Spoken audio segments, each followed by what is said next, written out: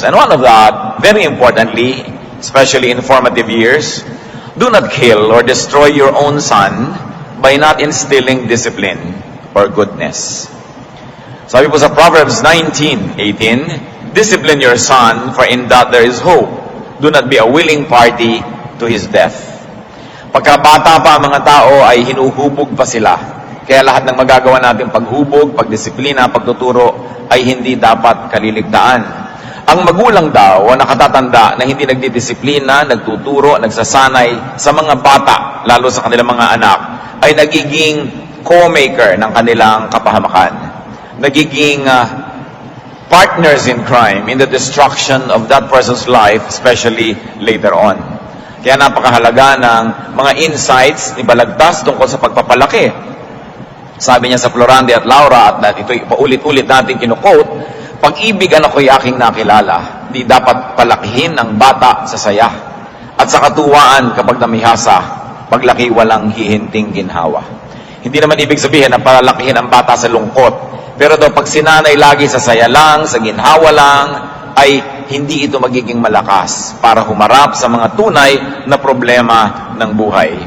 Pag daw lumaki sa layaw ang isang bata, pag lumaki sa walang turo, sabi niya, munting kahirapay mamalakhing dala, dibdib palibhasay di gawang magbata, ay bago sa mundo'y sa isang kisap mata, ang tao'y mayroong sukat ipagdusa. Totoo nga naman, hindi mo inaasahan, bigla-biglang may mamamatay, bigla-biglang may mawawala ng trabaho, malulugi sa negosyo, bigla-biglang mabibigo, magkakasakit. Maraming dapat ipagdusa ang tao na sa isang kisap mata pwedeng mangyari. Kaya ang tao na magsusurvive, ang tao na magtatagal na nakatayo sa kabila ng maraming bagyo sa buhay, ay yung taong sinanay na humarap sa hirap, sinanay na magkaroon ng disiplina, kontrol sa sarili. At patuloy pa ni Balagtas, ang laki sa layaw, karaniway hubad, sa bait at muni, sa hatol ay salat. Masaklap ang bunga ng maling paglingap, hapag ng magulang sa irog na anak. Pag sobra ka maawain, lagi mong pinoprotect, lagi mong inilalayo sa mga problema, lagi mong iniingatan na parang kristal, nagiging marupok ang isang tao. Kaya dapat tinuturuan talaga ng disiplina. Now, to discipline your son, and the word son there can be anyone under your influence. Of course, it can mean daughter. It goes without saying. Anyone who is under your parenting, kung yan naman ay trainee, counselee, protege, dapat talaga tinuturuan ng disiplina. Ngayon, one word of caution tungkol sa disiplina. We should know when, how, and how much to discipline. Para ano po ang disiplina? Para yung kayang ituwid na baluktot ay maituwid. Pero dapat din nating tanggapin na may mga baluktot na ano man ang gawin mo, hindi mo maitutuwid. May mga bagay na nababago at dapat marunong tayo na tumansya, sumukat kung anong pwedeng baguhin. At doon tayo nagbibigay ng disiplina, doon tayo nagbibigay ng palo, pagtutuwid, para yung pwedeng hutukin, mahutok. Pero ang bawat tao may kani-kanyang mga personalidad na pwedeng mahutok, maiba, ma-improve, mapasunod sa standard. At dahil tayo, we are imperfect people and man is in a fallen state, meron talagang mga likas, merong nandun sa pagkatao na ano man ang gawin mo, dapat mo nalang tanggapin. So how are we going to temper and how are we going to balance our attempts at discipline? Change what is apparently and clearly changeable. May mga pwedeng baguhin, but accept the unchangeable.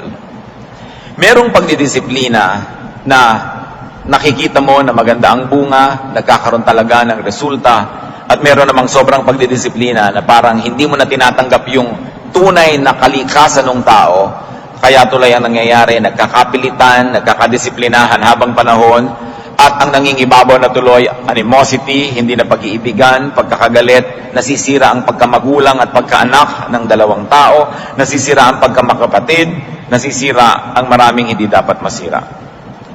We must never punish and mistake punishment for discipline or discipline for punishment. Ang pagdisiplina ay para baguhin ang pwede pang baguhin. Pero kung talagang hindi mabago, hindi dapat parusahan buong buhay ang isang tao dahil sa isang bahagi ng kanyang pagkatao na hindi mabago-bago. Because it will only destroy relationships, And these attempts at discipline will miserably fail. Meron din pong edad ang pagdidisiplina. Bagamat hindi naman pwedeng i-quantify in years, but discipline is very effective in formative years.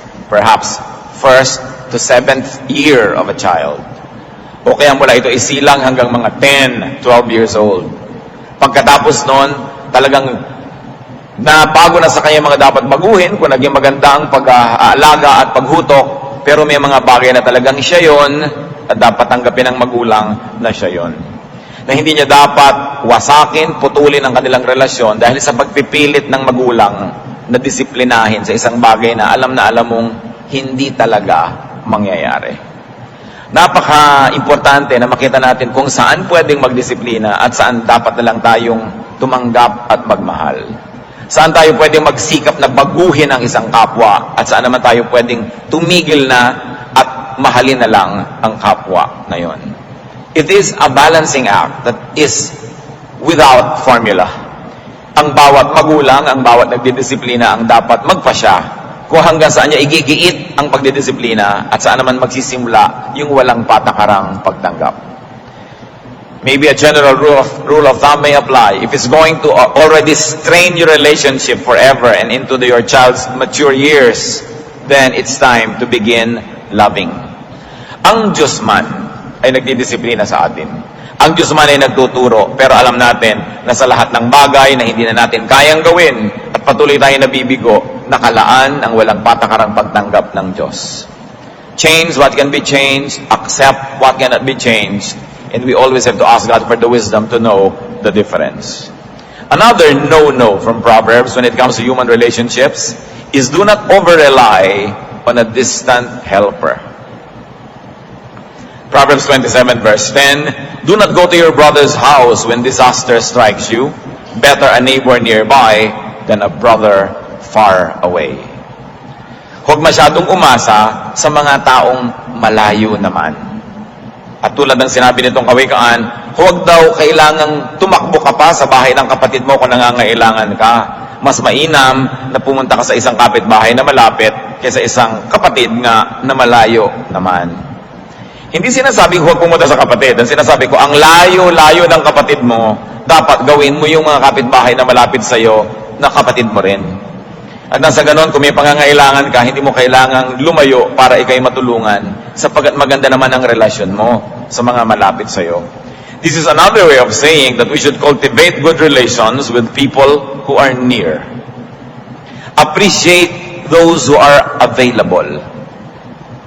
Bakit mahilig tayo na hanapin yung wala, habulin yung malayo, umasam sa hindi naman nakakamit. At pagkatapos ay hindi pansinin yung nandyan, baliwalain yung available and near. People tend to neglect neighbors and over-focus on distant brothers. Sabi nga nila mga kapatid, one fish on the table is better than 10 in the ocean. Andyan na, available, yun ang dapat mong cultivatein. Hindi yung lagi mong hinahanap yung wala at hinahanap yung malayo.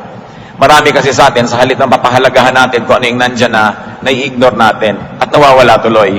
Dahil lagi tayong umaasam dun sa malayo at sa wala. We always have to make do with what is here and what is now. We cannot forever pine for what is not. Sabi nga ni Percy Bysshe Shelley, we look before and after and pine for what is not. Our sincerest laughter with some pain is fraught. Our sweetest songs are those that tell of saddest thought. Dahil ang lagi nating hinahanap, yung wala naman. One other no-no in relationships from Proverbs is do not abandon a friend. Habang itinuturo, nung pinag-aralan natin kanina, na dapat pahalagahan mo yung malapit kasi yan ang makakatulong sa'yo, itinuturo din na tulungan mo yung malapit sa'yo. Yung malapit physically at yung malapit emotionally. Isa sa mga virtues na pinahahalagan sa Biblia, yung pagkakaibigan. Pagpapahalaga sa kaibigan at walang patakarang pagtulong sa kaibigan. Proverbs 27:10, do not forsake your friend and the friend of your father. Hindi lang yung personal nating kaibigan ang pinahahalagahan natin, yung mga kaibigan din ng ating mga magulang. In other words, yung mga kaibigan ng mga nagpalaki sa atin, kaibigan ng mga tumulong sa atin at nagtaguyod sa atin. Kumbaga, kinakaibigan din natin yon, kinikilala din natin yon. Dahil sa pagiging kaibigan nila sa ating magulang, marami silang naitulong para ang magulang natin ay magpakamagulang sa atin naman. So we not only take care of our own personal friends, we also take care of our Father's friends. Meron ako isang dinig na nag-uusap, magkakapatid, sabi ng nakakatandang kapatid, "Oy, yung mga pinsan natin na yan, ini-ignore ninyo. Dapat nyo yan kilalanin, mahalin." At sabi naman ng kapatid niya, nakakainis naman yung mga pinsan natin na yan eh. At sabi ng nakakatandang kapatid, yung magulang niyan, na kapatid ng ating magulang, ang daming naitulong sa magulang natin. So alang-alang dun sa magulang, kilalanin mo yung anak. Kahit siya mismo, walang masyadong credential. It is a very biblical concept na tumanaw ng utang na loob. At sabi, do not abandon a friend. That's what friends are for times of adversity. And friendships are strengthened in times of need. Yung kasama mo sa kasiyahan, maganda yon. Pero kasama mo rin ba siya sa pangangailangan? Ang mga tunay at malalakas at matitibay na pagkakaibigan ay yung pinagbubuklod ng pagtutulungan. Habang pinapahalagahan natin yung kasama natin sa saya, dapat naman doble nating pahalagahan yung kasama natin sa dusa, sa hirap, sa pagluha, sa mga pangungulila, kadiliman, sa panghihina at sa kasalatan. Sapagat yan ay kamay ng Diyos na iniaabot sa atin at ginagamit lang ay tao. So pahalagahan natin yung ganito mga instrumento. If your friend is in need, if your friend is in trouble, it is your great chance to strengthen the friendship, to strengthen the relationship by being there for him or for her. Gawin natin mga kapatid at ating linawin sa ating isip na ang pangangailangan ng isang kaibigan ay hindi abala sa atin, hindi sagabal, hindi setback. Ang pangangailangan ng isang kaibigan ay pagkakataon natin na tumulong. Pagkakataon natin na magpalakas ng ating pagkakaisa. It is an opportunity not to be avoided, but actually to be taken advantage of, to use for the furtherance and strengthening of the relationship. Bihira namang tao ang laging may matinding pangangailangan. So pag dumadating yun, huwag nating palampasin. Lalo't kakayanin natin na tumulong. Not everybody needs help every time and every day. So we have this rare chance and opportunity to be helpful. Hindi yan pinalalampas. At meron pang isang dahilan, bagamat hindi naman ito dapat yung primary motivation, dahil tinuturo ng Diyos kung anong ginagawa mo sa kapwa mo, yun ang gagawin sa'yo ng Diyos. Kung anong itinatanim mo, siya mong aanihin. Bakit mo ngayon tatakbuhan ng isang nangangailangan? Paano pag ikaw ay nangangailangan, edi tatakbuhan ka rin ng mundo? Although I am very emphatic that it should not be the motivation for helping. But yes, even the purest of motivations in helping is also rewarded by God. Kahit wala kang inaasahang sukli, ay may inilalaan ng Diyos na sukli dyan. Kaya hindi dapat palalampasin. Parang panahon ng taniman, maganda ang panahon, may tubig, may ulan, may lupa, merong kang pataba, merong kang binhi, magtanim ka. Huwag mong palampasin yon. Kasi pag lumampas yung panahon ng taniman, pagdating ng anihan, wala ka namang aanihin. Do not neglect a friend. And another no-no in relationships is do not betray trust. Proverbs 3:29, do not plot harm against your neighbor who lives trustfully near you. Said another way, do not plan evil against trusting neighbors. Ang nagtitiwala ay dapat sinusuklian ng katapatan. Ang pagtatiwala sa iyo ng iyong kapwa ay dapat mong gantimpalaan at hindi mo siya dapat pagsamantalahan at suklian ng masama. Napakalaki nating karangalan na may nagtitiwala sa atin. At ang pagtitiwala niyan dapat pinapahalagahan, sinusuklian ng katapatan. So be neighborly. Being a neighbor is a ministry. Akala ba natin yung ministry lang, yung kumakanta ka sa choir, nagtuturo ka sa Sunday school, nagmi-mission ka sa Africa, nag-a-usherette ka sa church? No. Just being a neighbor is a ministry by itself. Kaya sasabihin, wala naman po akong ministry. Mabuti ka bang kapitbahay? Mabuti ka bang kaibigan? Mabuti ka bang ka manggagawa, mabuti ka bang kasama sa opisina, mabuti ka bang kaeskwela. Kung yon ay masasagutan mo ng yes, then you have a ministry. Because Jesus said, whatever you do to the least of this, you do to me. At sinasabi din sa Biblia, paano natin mamahalin ang Diyos na di natin nakikita, kung di muna natin mamahalin ang kapwa-tao na ating nakikita. So kung paano tayo nakikitungo sa ating kapwa, ay ang totoo lang, yun ang pakitungo natin sa Diyos. Kahit ang polite mo pag nagdarasal ka, ang ganda-ganda ng bihis mo and very proper ang iyong behavior when worshiping, pero kung magaspang ang pakitungo natin sa ating kapwa, ganun actually ang pakitungo natin sa Diyos. Sapagat ang bawat tao, reflection ng Diyos. Ang bawat tao, tinatahanan ng Espiritu ng Diyos o nilikha ng Diyos sa kanyang wangis. Kaya ang paggalang natin sa Diyos ay dapat lang makaabot sa paggalang sa kapwa. We do not betray confidence. Ang pagtitiwala ay hindi sinisira. Nagtitiwala sa iyo, pagtapatan. Naniniwala sa salita mo, huwag mong pagsinungalingan. Naniniwala sa transaction ninyo, gawin mong matapat ang inyong pakikipagnegosyo, kung negosyo yan. Bumibili sa iyo, ang ibigay mo, yung tama na nababayaran ng kanyang ibinibili. Hindi kulang sa timbang, hindi pangit ang quality. Dahil pagtitiwala. You know, buying is a transaction of trust. Pagka halimbawa, bumukuha kayo sa grocery o sa supermarket ng delata, nakalagay doon, corned beef. Bubuksan nyo ba yun para malaman yung corned beef na ang laman? Hindi. Pag nakalagay doon na condensed milk, hindi nyo naman bubuksan para mapatunayan nyo na hindi evap at condensed nga. Kasi nagtitiwala ka. Transaction yan eh. Kaya kung kayo, negosyante, may bumibili sa inyo, hindi dapat dinadaya ang timbang. Kasi bumibili siya na 1 kilo, nagbabayad siya ng para sa 1 kilo, kung kulang ng 10 grams yung binili niya, we betrayed confidence. Confidence yan. Pag binigyan kayo ng assignment, dapat yung isubmit on time dahil may confidence na dadali nyo on time. Trabaho, kailangan mo matapos ang isang trabaho dahil pag hindi mo natapos yun, may mapapahamak ang mga manggagawa, mapapahamak ang proyekto, mapapahamak yung ministry, dapat mo yung gawin. Because just giving you this work to do is already an act of believing in you. Confidence yun.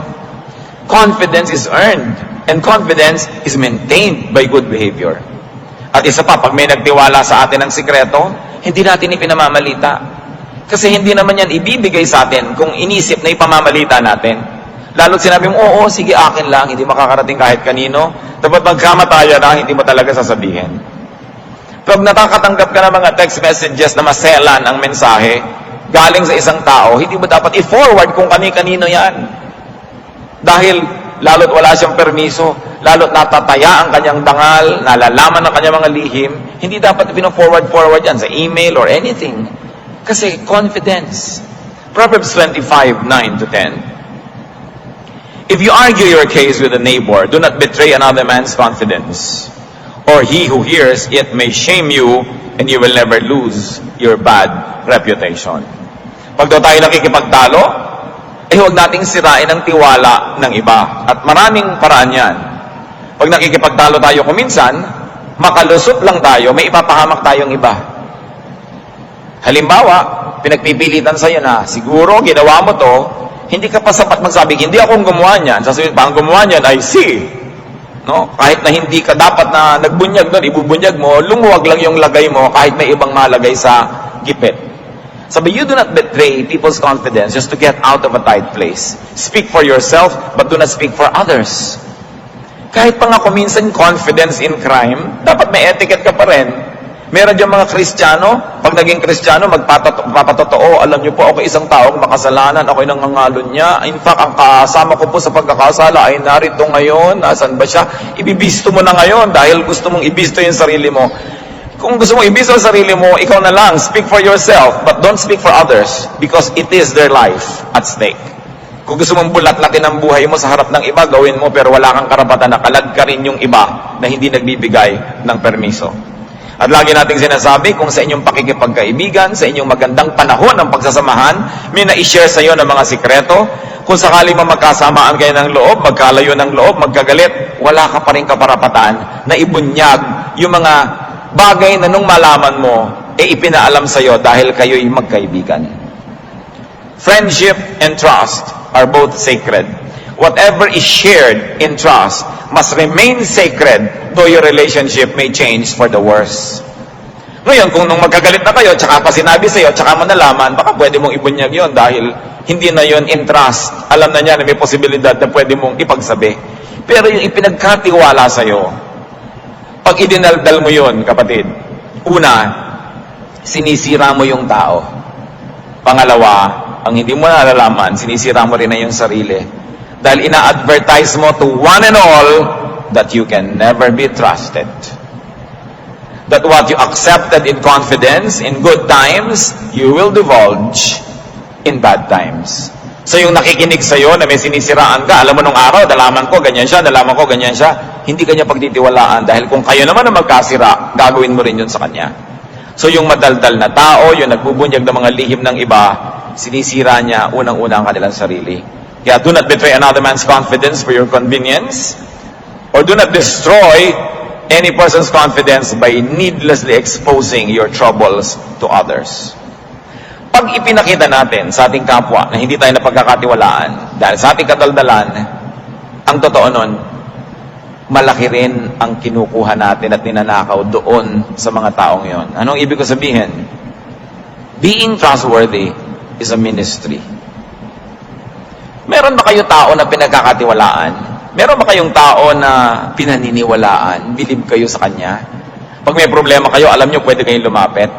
Pag meron kayong hirap ng loob, alam nyo pwede nyong iluhog sa kanya at mabibigyan niya kayo ng comfort. Naniniwala kayo sa kanyang integrity, naniniwala kayo sa ganda ng kanyang pagkatao. Tapos biglang gumuho sa harapan nyo, hindi pala totoo. Di ba ang laki nang nawala sa inyo? Nawalan kayo ng pinaniniwalaan. Kaya yung ikay pinaniniwalaan na hindi naman Superman, dahil walang Superman, pero pinaniniwalaan ka malang na ikay tao, taong kagalang-galang, may paggalang sa sarili at may paggalang sa iba. Ministry natin yan na pangatawanan, sapagkat yung mga taong naniniwala sa atin, biglang mauulila pagka inabando natin sila. When we suddenly deconstruct and destroy ourselves before the people who believe in us, we actually make them orphans because now they have no one to believe in. Kaya ministry, yung ikaw ay credible. Hindi para sa sarili mo, kasi nagbibigay ka ng maraming ginhawa sa tao na naniniwala sa'yo. Bagamat gusto kong bigyan ng diin, walang Superman. So hindi ka dapat maniwala, ay si person ay Superman, naniniwala ako sa kanya. Dapat naniniwala ka lang halimbawa sa talino niya.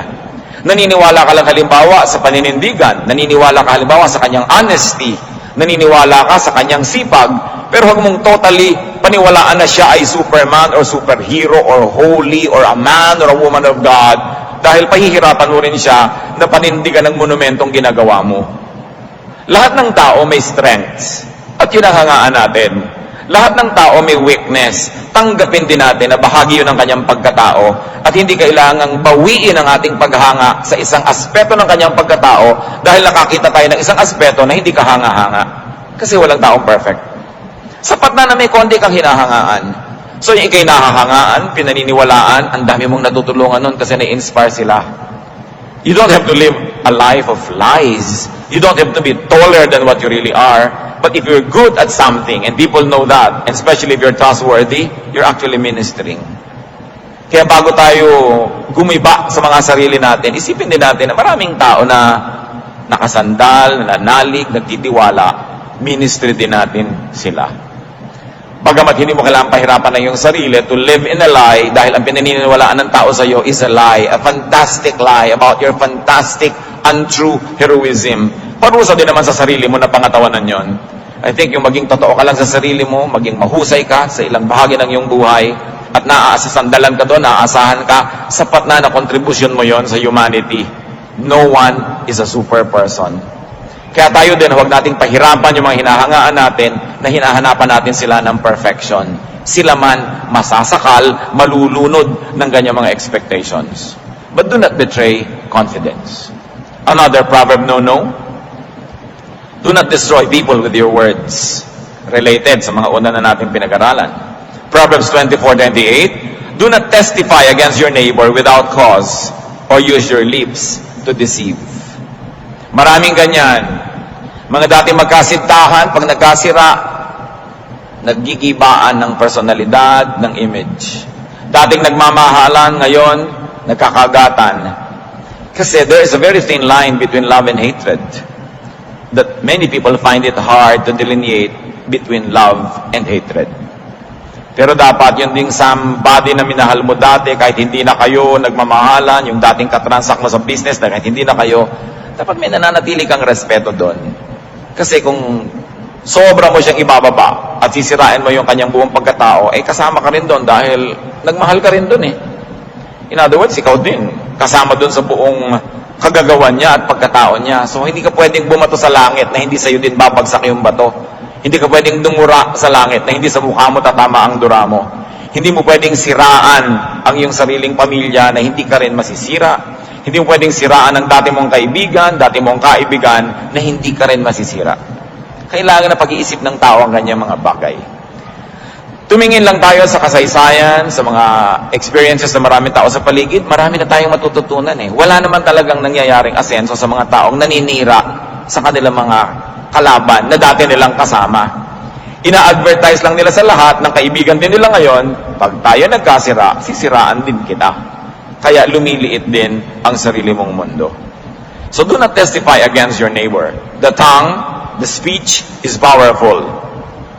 And like everything that is powerful, the tongue must be checked and used correctly and sparingly.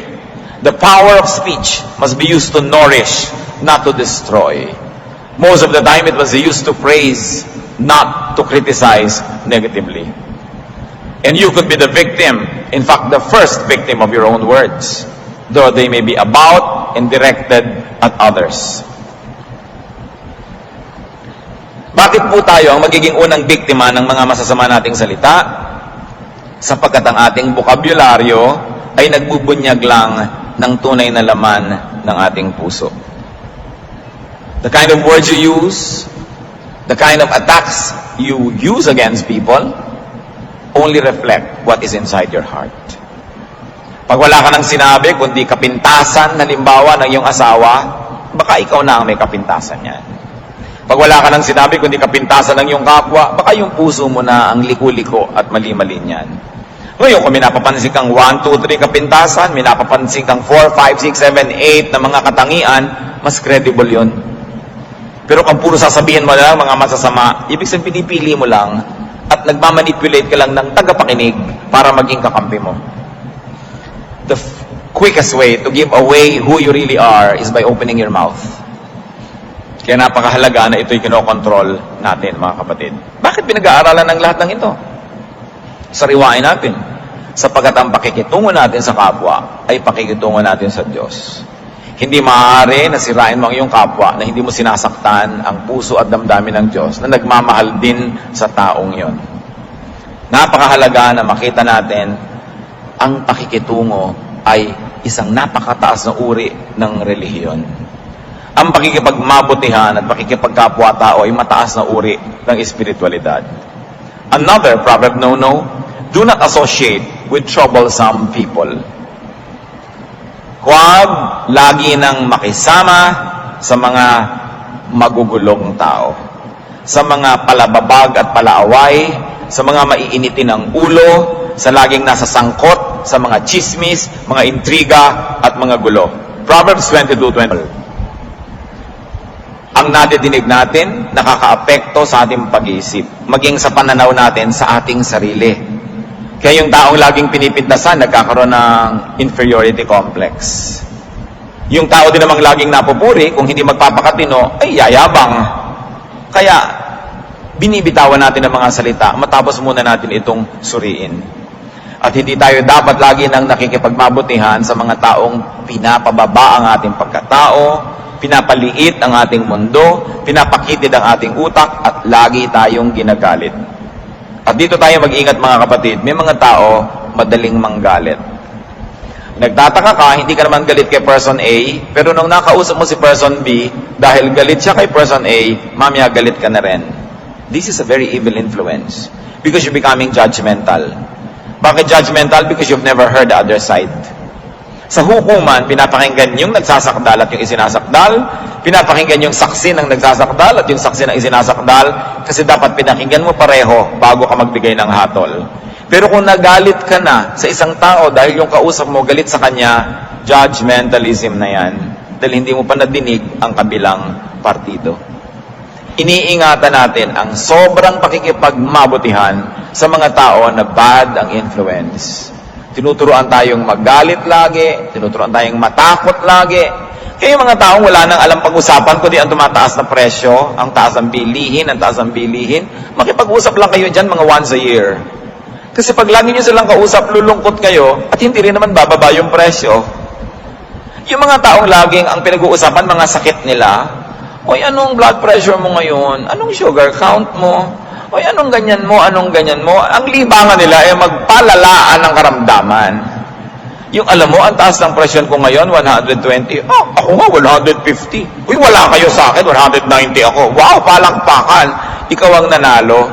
Yung ang asawa ko nga, hindi umuwi na isang araw. Yung asawa ko, 5 araw. Aba, ang asawa ko, 1 taon. Palakpakan, ikaw ang nanalo. Bakit may mga tao gusto magpaligsahan sa kalungkutan, magpaligsahan sa pagiging kawawa, sa pagiging martir? Huwag kayong sasali sa ganito mga usapan dahil mawawala ng kulay ang buhay nyo, magiging black and white. Yung dati ninyong THX na sound ng buhay, wala. Magiging ordinaryo lamang na stereo o mono pa nga. Kasi ang lagi nyong pinagbababaran, mga negative people, negative thoughts. Magandang pag-usapan ng ekonomiya kung meron kang ipapanukala na solusyon.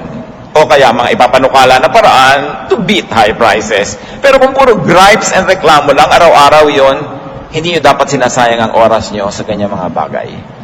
At kung anong lumalabas sa bibig, nagkakatotoo. Kaya laging, ako masakit ang ulo ko, mahihilo ako. Hindi pa mahihilo ako mamaya. Mahihilo ka nga dahil sinasuggest mo na eh. Hindi ko kaya yan. Hindi mo nga kaya.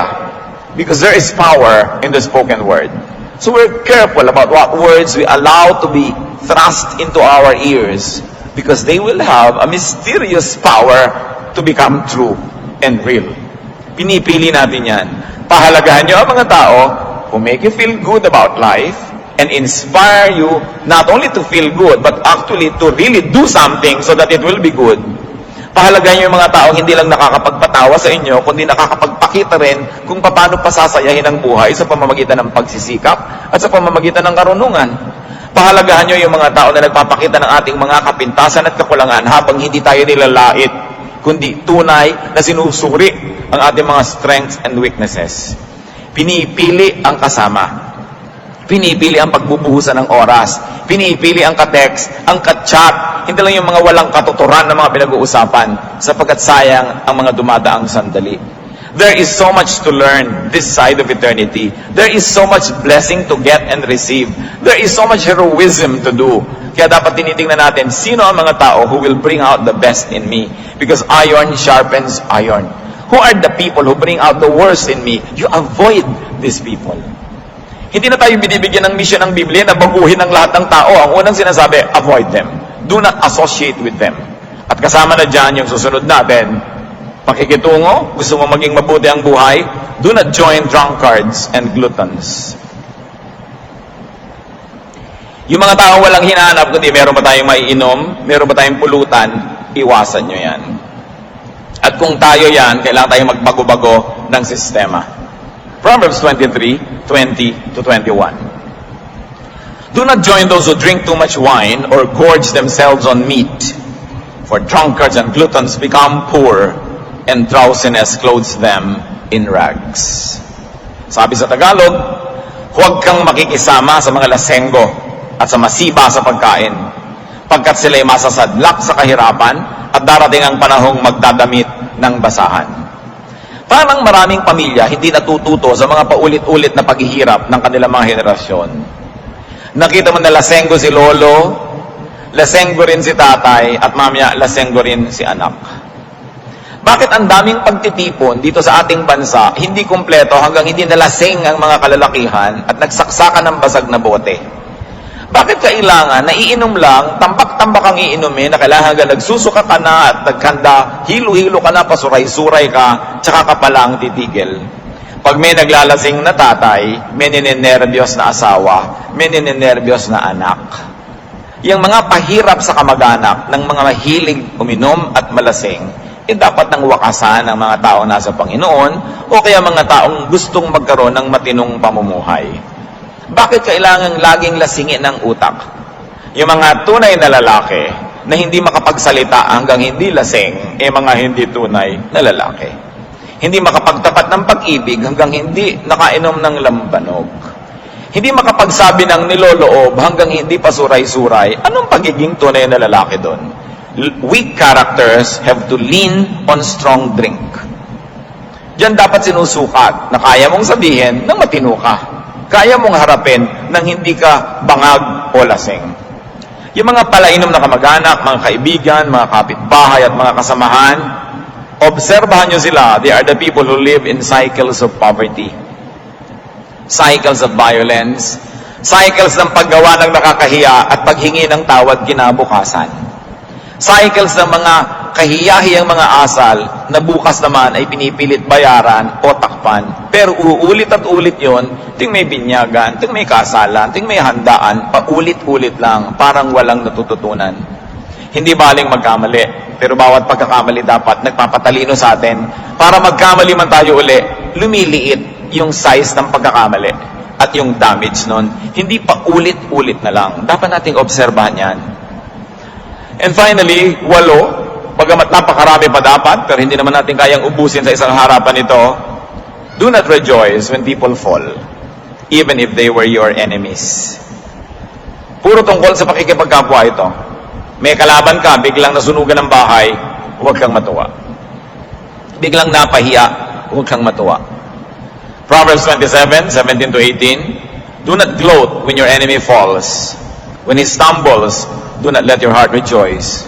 For the Lord will see and disapprove and turn His wrath away from him. Sabi sa ating wika, huwag mong ikagalak ang pagbagsak ng iyong kaaway ni ang kanyang kapahamakan. Kapag ginawa mo yan, magagalit sa iyo si Yahweh at sila'y hindi na niya paparusahan. Pag meron tayong kalaban at napapahamak at pinagtawanan mo, dinagdagan mo ng paglait, ipinagdiwang mo ang kanilang pagbagsak, yung galit ng langit sa iyo mga plants.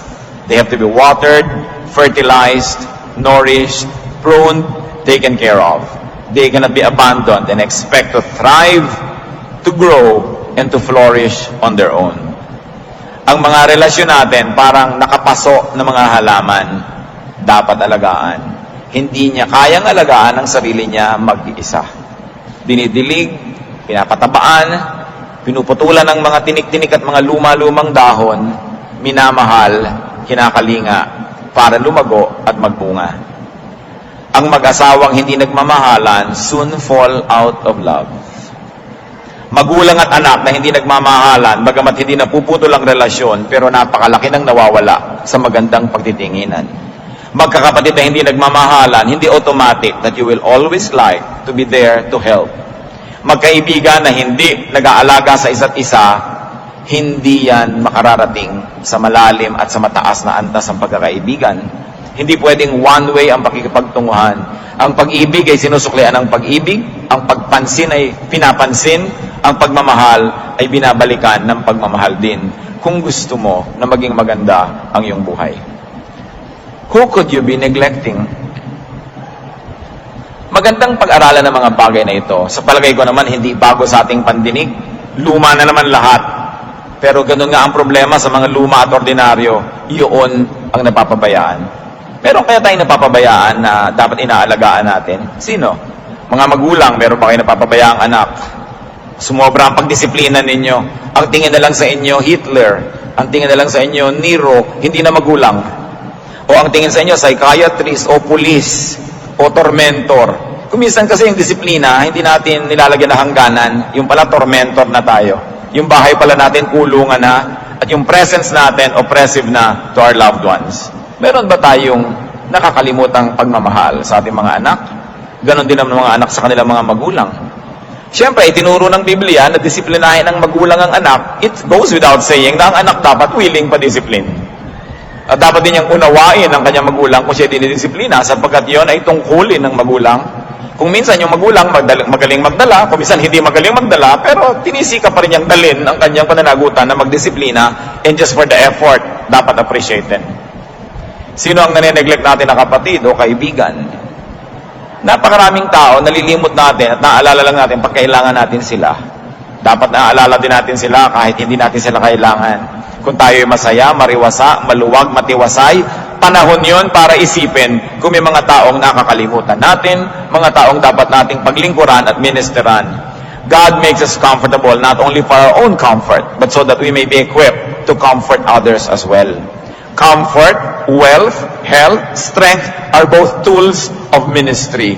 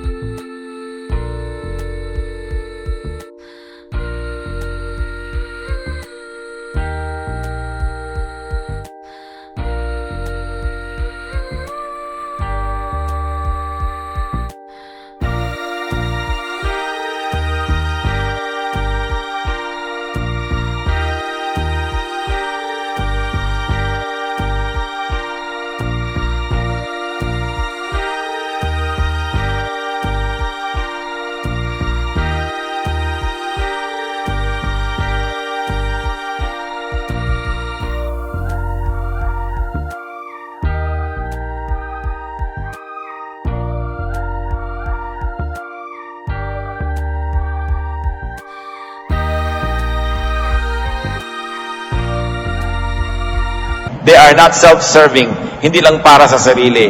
Bagamat para rin sa atin, para ma-enjoy natin yan, pero hindi kinakalimutan na kung tayo'y pinapayaman, pinapalakas, pinapabango, pinapatalino, pinapauso ng Diyos, meron tayong mga pananagutan, lalo sa mga malapit sa atin. Just like in every other aspect of life, our relationship with people is this: do your part and get your share. Diyos namin sa langit, kayo na nagbibigay ng maraming kasiyahan dahil sa aming kapwa-tao, turuan mo kami kung paano, Lord, i-maximize yung relationships namin with people. Kung paano namin lubos na payayamanin, pagagandahin, pakikinabangan para sa amin at sa aming kapwa. Yung mga relasyon namin sa aming magulang at anak, relasyon sa kapatid, sa mga kamag-anak, relasyon sa mga kapatid sa Panginoon, mga relasyon sa kamanggagawa, kaeskwela. Ituro mo sa amin, Lord, that our relationships are trusts that must be taken care of.